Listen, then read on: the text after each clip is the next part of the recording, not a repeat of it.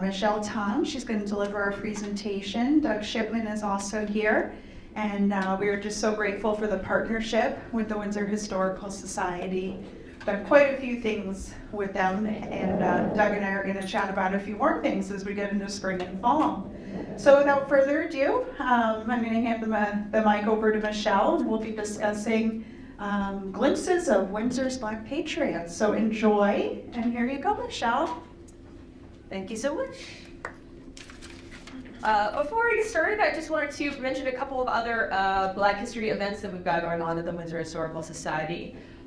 We have on February 24th, it's a Saturday, a living history program called I Can't Die But Once. A woman named Gwendolyn Preger was there for Judy is going to be portraying Harriet Tubman as she spoke to the National NAACP in 1899 or something. Anyway, I'm sorry, I don't have all those details on the top of my head, but it's going to be a wonderful program. And we also have a Exploring Windsor's Black History conversation in the evening of Wednesday, February 28th. This one, our topic will be Women's Endeavors, Women in Windsor's History. So I hope you guys can join us for either of those. All right, so this morning I will be talking about the Black men of Windsor who served in the military during the Revolutionary War. And because I'm an archivist and not a historian, I'm going to focus heavily on the records that exist because they help us tell all these men's stories, and they're what gets me really excited. The records are how we know what we know. So I will give my best, I will do my best to give context to these records. I help explain what their experiences might have been like, because, as you can guess, nobody left us diaries or anything helpful like letters saying like, oh, my dear beloved wife Rebecca, and our 3 children, Anna, Oliver, and Willie get them. That would have made our life so much easier, maybe a little bit less fun because we couldn't do the solving of the mystery, but we don't have those kinds of personal memoirs. We do have a whole lot of other kinds of records, though, through which we can piece together some narratives. So a close thing we have to diaries, actually, are pension records. In 1818, the United States government passed an act that said that anyone who served in the Continental Army or Navy for at least 9 months could apply for a pension. A couple of years later, the government amended that act by saying that you also needed to have proof of financial assistance, needed financial assistance, and they did remove that requirement in 1832, lowered the bar to only settle for 6 months, and then a little later after that, they said that widows could also apply.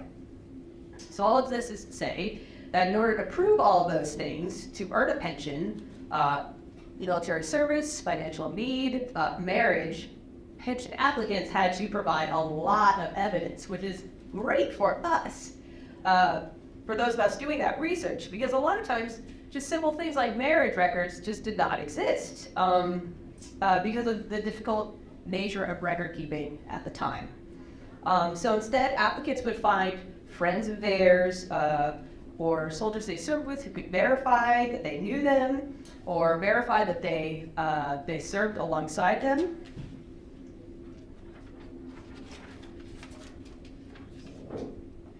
So pension records have these wonderful narratives, and a lot of times they're in the voices of the men themselves. I served in such and such a regiment under Colonel so-and-so, so pension records are wonderful resources. How else do we know what we know? Well, we have to painstakingly check page by page various sources of records. So for military service, there are tons of documents scanned and online at Ancestry.com, phenomenal resource. War rolls, which the background of this is a war roll. I'll give you a better look at it a little bit later. Those give the list of names and ranks, sometimes what kind of service the men they were doing for that month. Enlistment documents. I don't know if you all know this, but the town of Windsor's town clerk's office is a treasurer. Obviously, they have a lot of treasured documents inside, but the office themselves, itself is just amazing. And Pozniak, the town clerk, and her staff, and all of the staffs of town clerks of the old days gone by, somehow they managed to maintain a ton of Revolutionary War era documents, including lists of recruits and all these documents showing supplies that the town gave to their enlisted soldiers and who did the supplying. So another source of treasure is the Windsor Historical Society.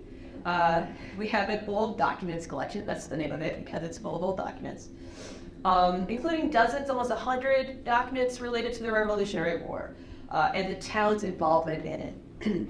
So we've got enlistment records for individuals, military orders, receipts for goods provided by townspeople, provisions lists provided by to soldiers and their families, so much stuff. So that's how we know about the military service of these Windsor soldiers. What about their personal lives? Sometimes it's actually a little harder. Like here again, printed records provide a lot of information. As I mentioned, they talk about their marriages, children, where they live, if they're in financial distress. And then you have your usual suspects of genealogical resources like census records, church records, vital records. The last one says random documents and serendipity, which is such a big role in this kind of research. A little bit later, I'm going to talk about one guy from Windsor who at the beginning of the war was called Plymouth Negro in the military records. He appears regularly from 1777 to 1782. After that, he disappears, but another fellow named Plymouth Freeman suddenly appears in 1783. Plymouth Freeman has a pension record and descendants and a known history in New York after the war. But Plymouth with no surname is the one that I'm interested in because he's the one who's from Windsor for sure. What happened to him? Did he change his name to Freeman and move to New York? Is he the same guy? Well, here is where serendipity played a huge part. So I was looking for something else entirely in our collections. We have a bunch of stuff from this guy named Gerard Barber. He was a tanner in Windsor. He lived on Pleasant Street in the late 18th century to early 19th century. And in this collection of like a dozen folders, I came across a document dated 1799. And it was an agreement between Gerard Barber and Plymouth Freeman, where Barber lets Freeman live on his land in Windsor and farm it in exchange for some of the food he grew. So it's like it's like the Rosetta Stone I needed to connect Windsor of Plymouth to Windsor, Plymouth Freeman of New York. Plymouth of Windsor, Plymouth Freeman of New York. So he was here in Windsor for over a decade after the war, through 1800 when his contract with Barber ended. And then he moved to New York and had family. Maybe had family here and then moved to New York. We don't know. That feeling I've had myself. Anyway, serendipity. So, sorry, let's get into this finally for real. So at the very start of America's war for independence from Great Britain, African Americans were serving in the Massachusetts militia. This is an image from the Boston Massacre in 1775, where a free black man, Crispus Attucks, is thought to have been the first casualty of the war. So despite this bravery, soon thereafter, George Washington forbid black men from joining the army.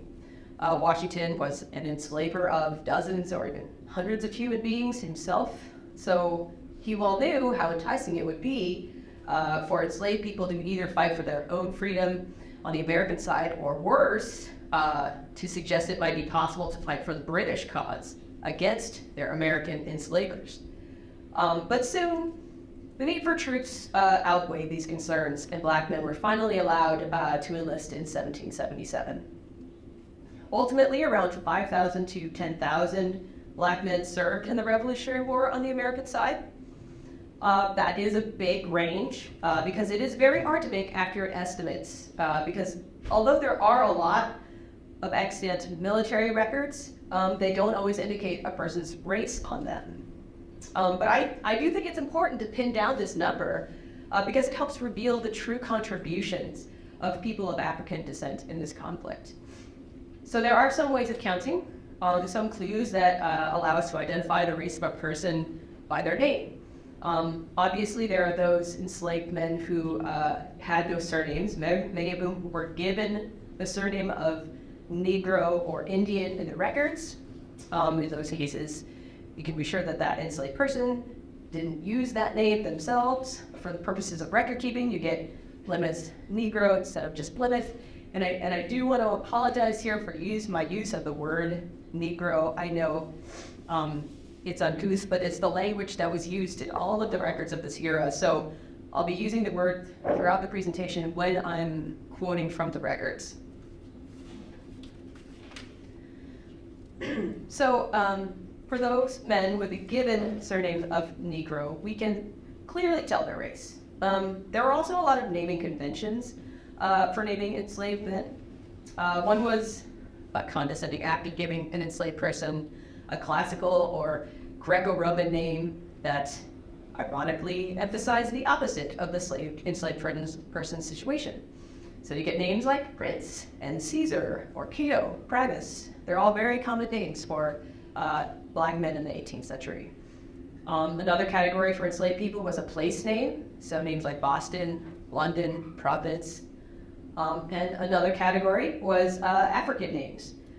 Cuff, Quash, Cujo are all days of the week names in the Niger, Congo, and West African tradition of naming your children after the day of the week that they were born. So if you come across any names like these, more often than not, it's a black person. However, there were lots of black people with English or biblical names, first and last, that would make them indistinguishable from a white person on a piece of paper, which unfortunately renders them invisible in terms of quantifying black participation in the war. All right, so what we know at this point is that around 450 men from Windsor fought in the Revolutionary War.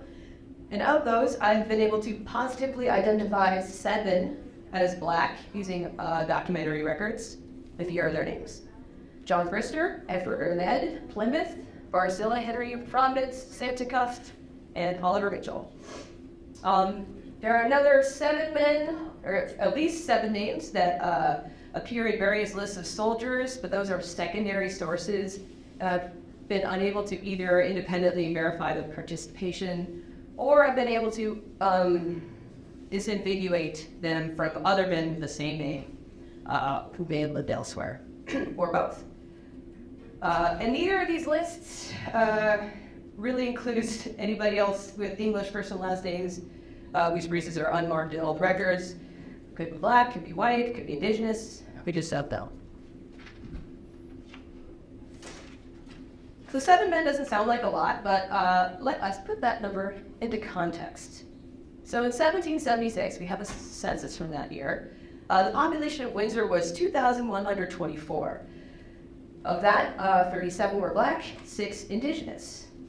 Out of that, about 21% of the population, of the white population, participated in the war, and anywhere from 19 to 37% of the black population participated.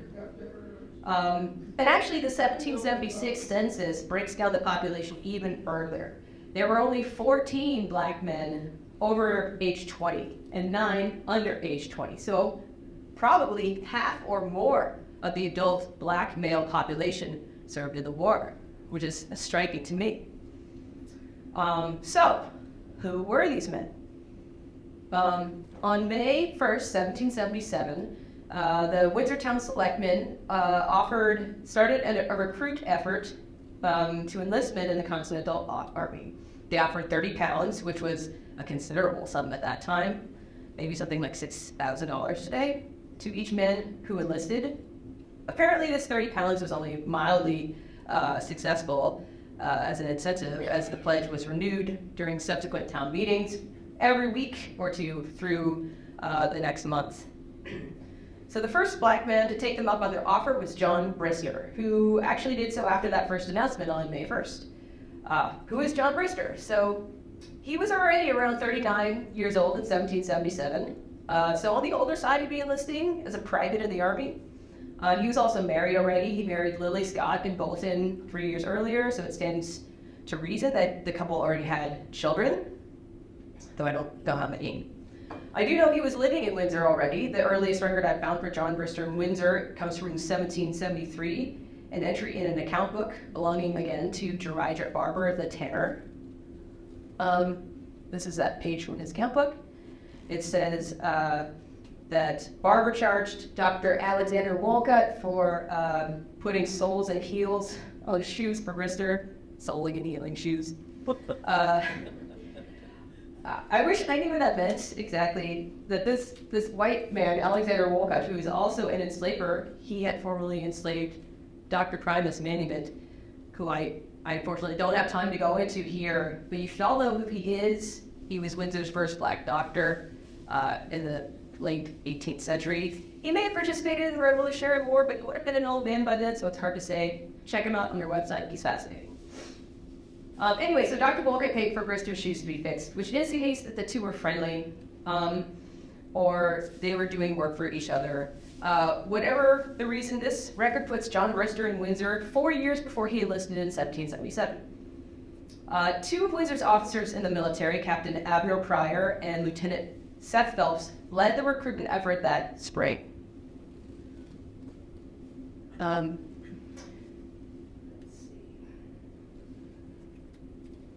It's another record to our collections. Captain Pryor enlisted at least two other black men around that time. Edward, who was enslaved to First Church's Reverend David Sherman Rowland, and Plymouth, whose lack of a surname and place name as a first name both imply that he was also enslaved. We don't know to whom.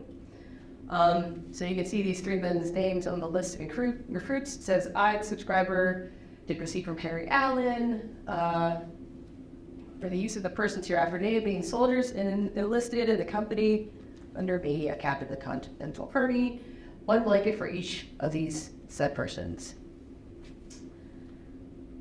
Okay, so Reverend David Rowland was at this time 57 years old and only in his second year as pastor at First Congregational Church in Windsor. So he had a couple of reasons not to serve in the army. Instead, he offered his enslaved man Edward to serve in his place. This document, which also comes from our collections, shows that Reverend Rowland certified to the town selectmen that he received Edward's £30 payment. I, the subscriber, did receive an order in the selectmen of Windsor £30 on account of my Negro man Edward enlisting into the Continental Army.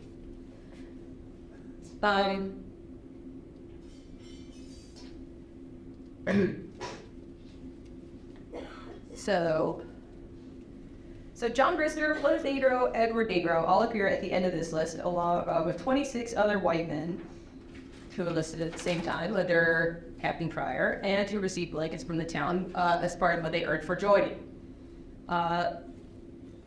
Lieutenant Seth Phelps had a similar list, names of 16 Windsor men who enlisted with him, including Providence Negro and Barzil Henry Negro.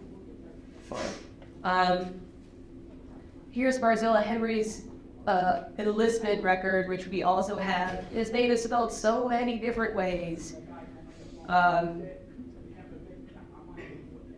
Both of these guys and these guys are both at the ends of their lists.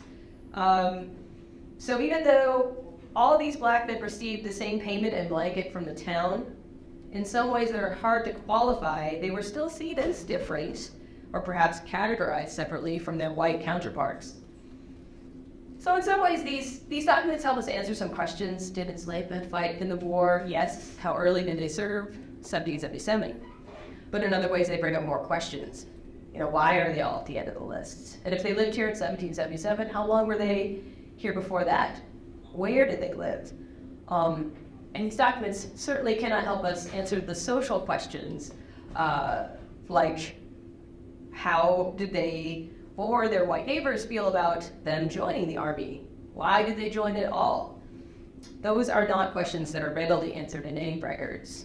Were any of the enslaved men motivated by the fledgling new nation's promise of freedom for all, that all men are created equal and endowed by their creator with the rights with the rights of life, liberty, and the pursuit of happiness?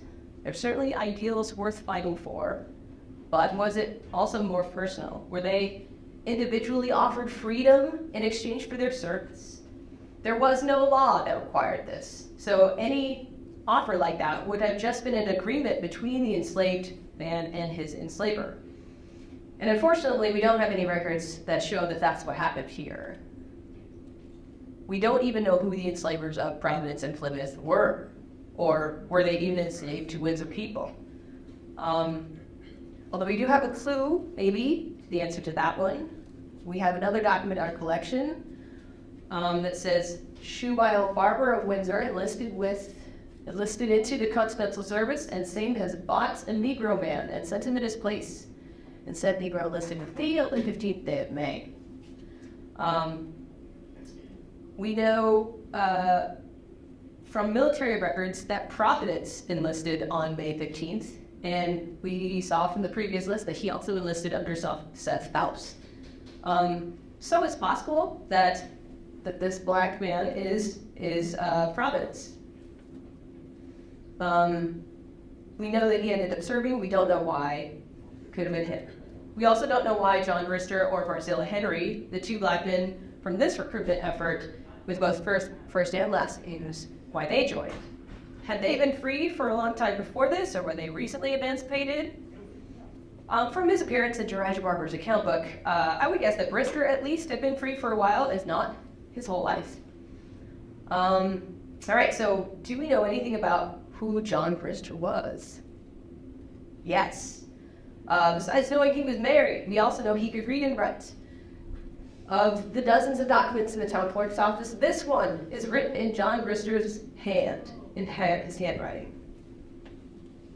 So he wrote, "Sir, please to let my wife, Lily Brister, have £1.10 money, and this order for some of your security for the same. We're her most certain servant, John Brister." So that's his signature. So we know he's literate. We also know he had at least one son by the time he entered service, because I just kept digging because it was so fun. I just kept looking at all these documents. Another document from the town clerk's office is a list of sundries or payments of food or other goods given to the families of soldiers. This one listed for John Brister's family, and this is like a funny old-fashioned S. It looks like an F, but it's an S. It says 2 pairs of women's shoes and 1 pair for his boy. Why are you going to sleep? So clearly that's his son, and maybe 2 pairs of women's shoes could have been for a wife and daughter. Although we can't tell. Maybe Jeriah Barber made those shoes. All right, so what about the rest of these guys? I couldn't find Edward, Plymouth, or Providence among those who got sundries from the town, which maybe indicates something about them being enslaved. I didn't see Barzilla Henry and Samson Cuff, who we'll talk a little bit more about later, but their records didn't indicate any family, so perhaps they were single men for the duration of their service. We really don't know that much more about their lives in Windsor, unfortunately, but we do know about their activities in the military from their war rolls and other records.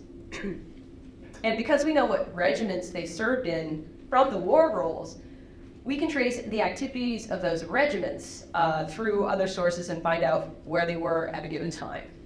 So all these guys ended up serving in the same regiments with one another, and with other white Windsorites. Barzilla Henry and Providence, along with Shoebile Barber, both mustered into the 4th Connecticut Regiment under Captain John Durkee and Colonel John Harmon. John Brister, Plymouth, and Edward likewise stayed together in Captain Abner Pryor's company, the 5th Connecticut Battalion, commanded by Colonel Philip Bradley. And I'm mentioning all these officer names in case there's any hardcore Revolutionary War buffs in the audience, recognize them. Brister, Plymouth, and Edward served alongside another black man called Prince Negro, who I haven't been able to determine where he was from, as well as a ton of white guys from Windsor. All the guys in the yellow boxes are white men from Windsor, and the red ones are black. Some of the white Windsor neighbors in the 5th Regiment included Daniel Bissell, who was a future spy for George Washington, one of the first 3 winners of the Purple Heart Award, and also Sherman Rowland, the son of the first church reverend, David Sherman Rowland, also known as Edward's enslaver. So it was that awkward. Would either of these guys who were serving together in the same regiment and the same company felt animosity towards the other? We can only speculate. Would Edward have been uncomfortable fighting next to someone whose father legally owned him and controlled his every move outside the military? Did Sherman feel as though he was serving with someone who was beneath him? It's possible that they were friendly, especially after they'd served together for a while. I mean, they may have been of similar ages, and maybe Edward had even been with the Rowland family for many years and grown up playing together with Sherman. You know, maybe the truth is somewhere in the middle. It's really nearly impossible to know what relationships were like generally among these recruits, or what the community atmosphere was like on a day-to-day basis. Across the New England regiments of the Revolutionary War, most, or possibly even all of them, were integrated. However, black men usually only made up a small percentage, like here, of each company, as they would have in a similarly smaller medium New England town like Windsor. So what we do know is that the black soldiers were never officers, but other than that, they did perform the same duties and tasks, wore the same uniforms, fought in the same battles, received the same pay and benefits, and endured the same casualties as their white counterparts. We have to assume that discrimination did occur on a personal level. Slavery was still the law of the land in many places in the North, but there was very little difference in how the military treated them once in service.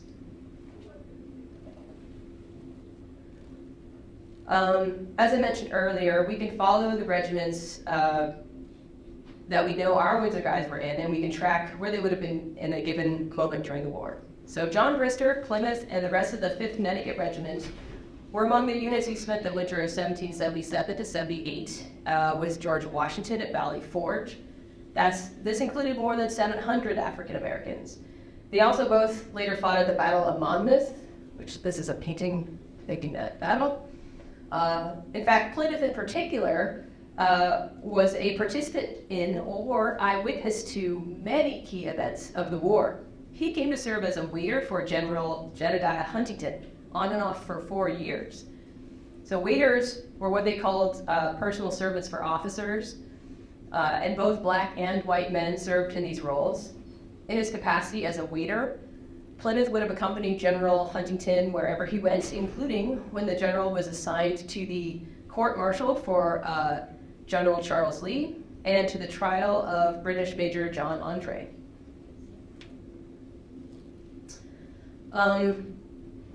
This is a Patriots of African descent monument at Valley Forge. This is a list of where John Brister served throughout his 6 years of the war. You're probably way too far away to read any of that, but as you can see, and I will tell you, he was in a lot of major battles and encampments that most people would recognize. Saratoga, Germantown, Valley Forge, Monmouth, Reading, Stony Point, Morristown, Yorktown. Brister also seems to have spent most of the war in the same company with at least one other black Windsorite. He was in the company with Plymouth and Edward at the beginning, and he later served with Samson Cuff in the 2nd Connecticut Regiment. I haven't talked about Samson Cuff very much yet because he took a different path in the first group of recruits during his 3 years of service. And he didn't enter the war until 1781, and these other guys had been in it for 4 years already. Samson having a surname implied that he was free by the time he enlisted, but his biblical first name and African origin surname suggests he was likely born enslaved to an enslaved father with the first name of Cuff. Born around 1758, he was a bit younger than the others we've been discussing, but he enlisted from Windsor in 1781, as you can see here from, you can totally read that from here, this enlistment certificate.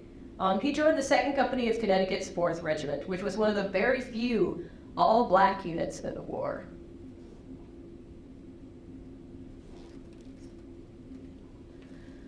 For about a year, which would have been plenty of time to form close bonds, he was surrounded not by his neighbors from home, like the other guys, but by a few dozen fellow soldiers who looked like him. I imagine this must have been a source of pride for everyone in the Second Company. Although not much has been written about them on their own, they at some point aligned with another Connecticut regiment and a Rhode Island regiment in 1781.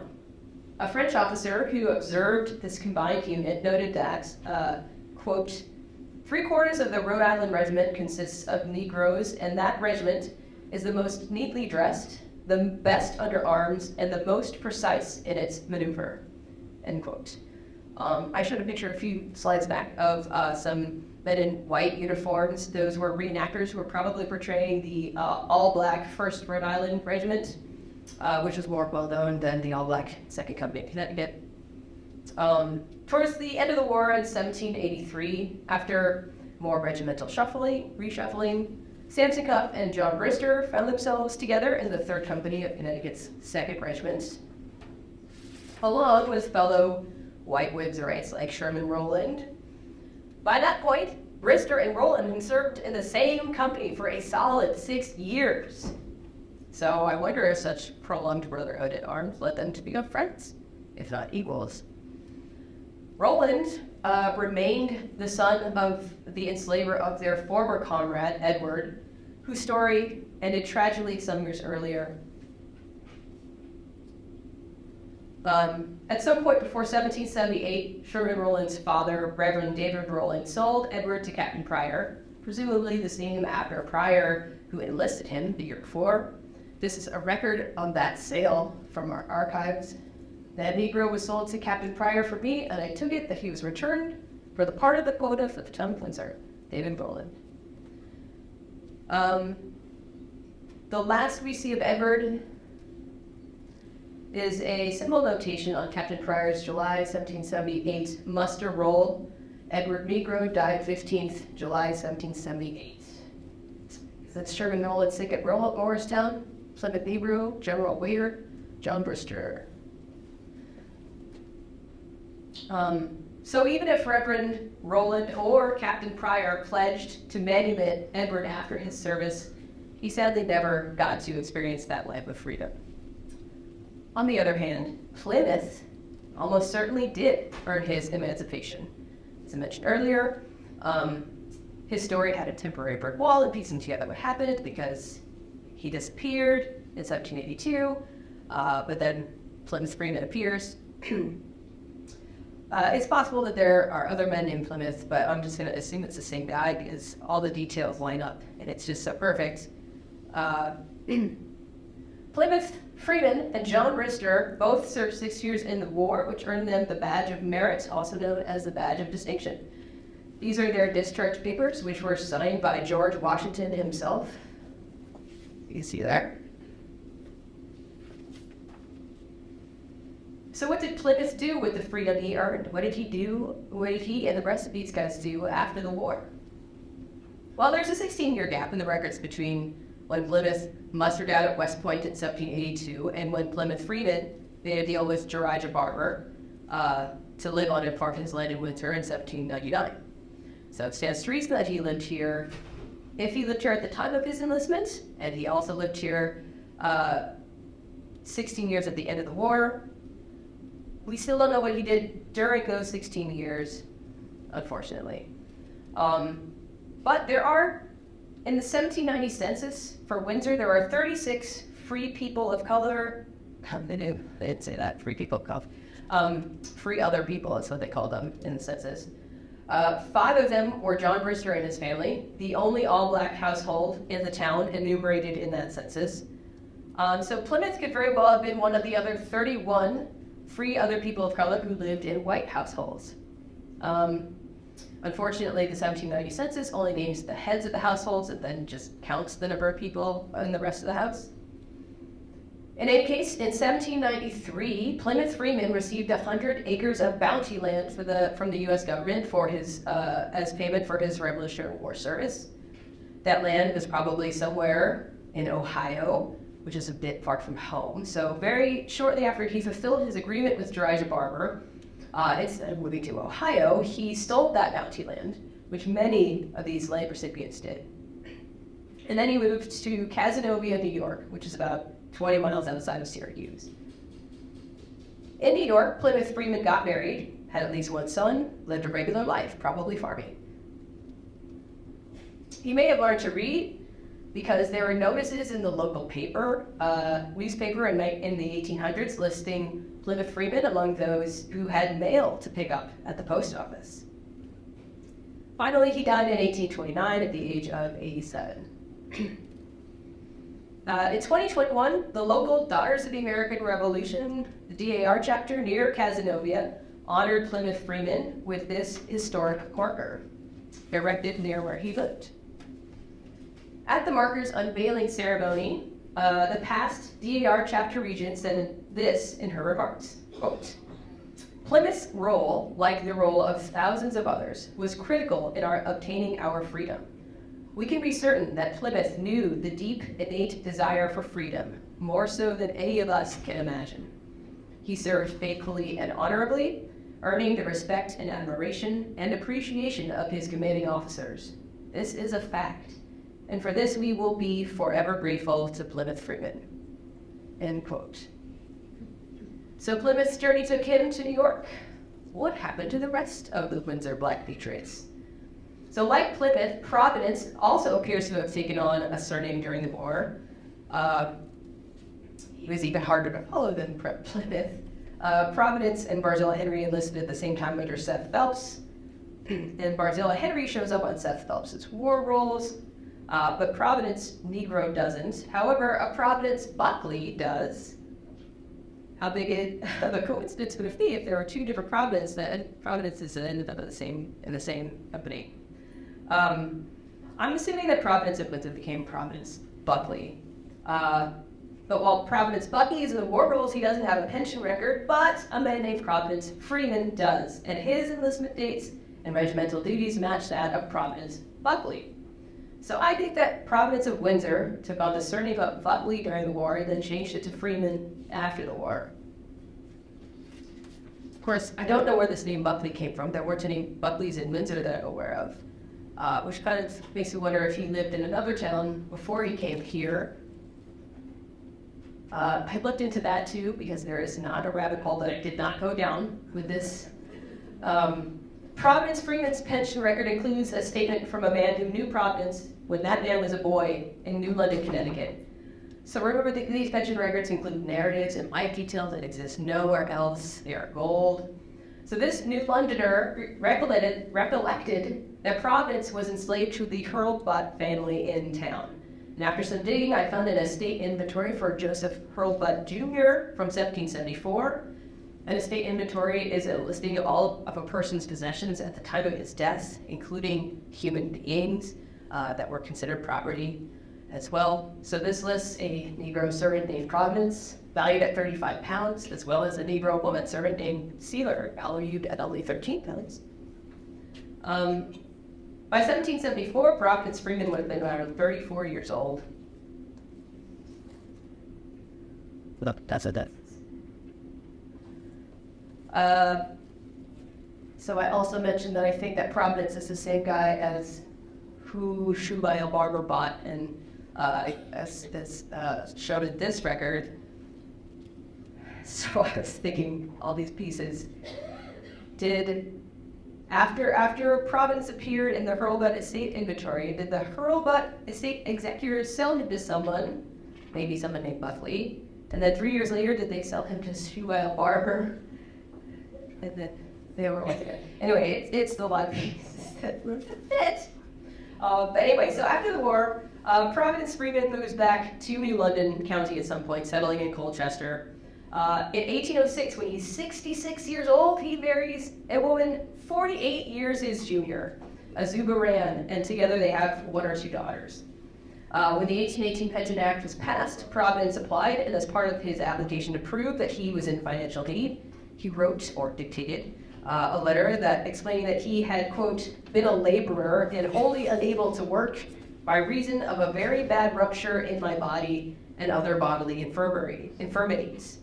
He was 78 by then. He also declared that he owned only 2 small chairs, a kettle, 3 knives and forks, a pour table, and skillet.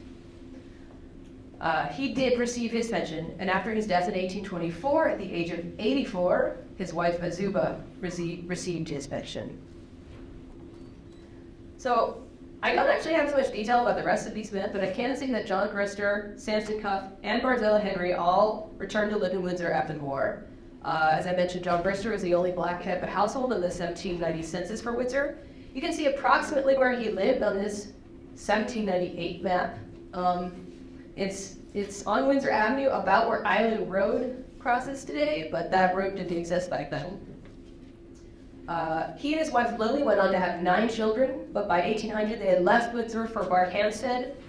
He lived in Litchfield County for the next 20 years or so, during which time he applied for a pension because he had also become in need of financial assistance.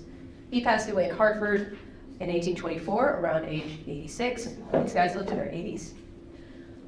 Samson Cuff and Barzilla Henry also lived in Windsor after the war. Cuff left for Otis, Massachusetts, eventually, also died in his 80s in 1842, around age 83. The last location I found for Barzilla Henry is 1788, when he won a court case in Windsor. Like Plymouth Freeman, he also got 100 acres of bounty land from the government. And like Plymouth, he sold it in 1800, but haven't found anywhere else. All right, so there's one more Black Windsor Patriot who I mentioned way back in the beginning of my talk, and I've neglected to mention him again.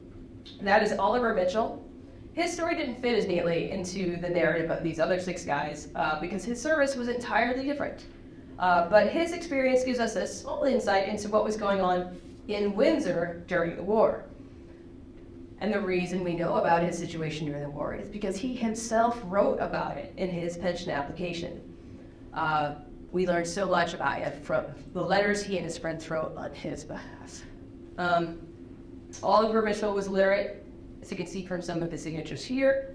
Some of what we know comes from his own words. I didn't put his letter up there because it's even worse scribbles than all the other ones you've already seen. So Oliver Mitchell was younger than all of the others I've talked about. He tells us himself that he was born in Simsbury in 1762 and moved with his family to Windsor when he was 2, which suggests to me that he has been free for most, if not all, of his life. He was only 16 years old in 1778 when he joined the Continental Guard stationed at Windsor. Mitchell reported that Windsor's Colonel Roger Newberry was authorized to raise a new guard, which was tasked with protecting and defending the hospital and army stores held in town. So apparently the army had kept a large amount of medical and other supplies in Windsor, but there was no single building large enough to store everything, so they dispersed all the supplies in several buildings in town, probably like barns, large houses. Oliver Mitchell was assigned as a sentry for these storehouses. The Continental Guard, or Hospital Guard as it was also called, consisted of 12 men and an officer, and Mitchell served in this role for more than a year and a half. I imagine that all of the sundry supplies that were listed in John Brister's documents were stored in these types of storehouses, these locations that were monitored by Mitchell and the rest of the Guard. The rest of the Guard also seemed to be younger guys. Maybe they were too young to serve in combat units, I'm not sure. But the ones that I could look up also seem to be teenagers. Besides the nature of his service, Oliver Mitchell is an exception in another way. We know a lot about him after the war because he lived the rest of his life in Windsor and East Windsor. And moreover, he lived among and worked with lots of white families whose records and other materials we have in our archives at the Historical Society. But he shows up all over the place in our collections, in church records, and land deeds, personal recollections even. Oliver Mitchell married his wife around 1784 when he was 22 years old. They had 5 children together, but sadly Rachel died in 1796. Mitchell, healthfully, wrote down a list of all his children's birthdays, which is amazing. And he included it in his pension record as well, which she can see here. The day after his wife died, Oliver got married a second time to a white woman named Anna Wright. Anna tells us in her own words that they got married by Magistrate Josiah Bissell Esquire in Bissell's house. Their marriage was never documented in town vital records, but Anna and their neighbors affirmed the fact in their statements that helped Oliver's pension transfer to Anna after he died. Oliver Mitchell was one of the first black homeowners in Windsor, first buying property in 1797 on the banks of the Connecticut River near Bissell Ferry Road. This location makes sense because he made a living making boats and transporting goods via his own boat. This is an account book from our collections belonging to Levi Hayden, a white man from the Hayden family that gives the Hayden Station neighborhood its name.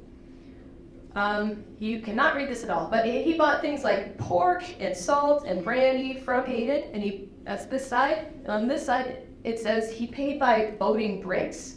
Sometimes it was at least as far as Saybrook. And this is the early 1800s, 1804, you can see. This is Levi Hayden's account book. Levi's son, Jabez Hayden, became a Windsor historian. And he recalled Oliver Mitchell in his book, Historical Sketches. He remembered being a boy and calling at Oliver Mitchell's house to ask whether the ice was safe to cross the Connecticut River. James Hayden is also the source for how we know about how Mitchell died. He recounted that Mitchell had gone to Hartford, quote, in his rowboat to draw his pension, his Revolutionary War pension. After collecting his pension, he started his return trip. When he got about 8 miles from home, rowing against the current, his oars ceased to ply. The boat drifted to shore. Our friend Oliver Mitchell was dead. End quote. When Mitchell died, he owned a spyglass and a silver watch, which not many people, white or black, owned at the time. His descendants continued to live in Windsor for multiple generations. So those are just some of the stories of some of the black men of Windsor who served in the Revolutionary War. Obviously, there is so much more that we don't know, because there's only so much that we can infer from the records that still exist. So my biggest remaining questions are not about the factual circumstances of their lives, but more about the intangible things, like their personalities, their thoughts and feelings and motivations about that each one had about being a part of the founding of this country in this way. The Revolutionary War was about independence, but black soldiers were fighting for freedom in a more fundamental way than the average white soldier in the Continental Army. For men like Plymouth, Providence, and Edward of Windsor, and the thousands of other enslaved soldiers like them, what was at stake was no less than personal autonomy, the ability to determine their own paths. So these glimpses into their lives and the lives of John Brister, Barzilla Henry, Samson Cuff, and Oliver Mitchell only begin to tell their stories. Much more detective work is needed to fully eliminate who they were as people, as well as who all the other black Revolutionary War patriots were, who we still don't know, from Windsor and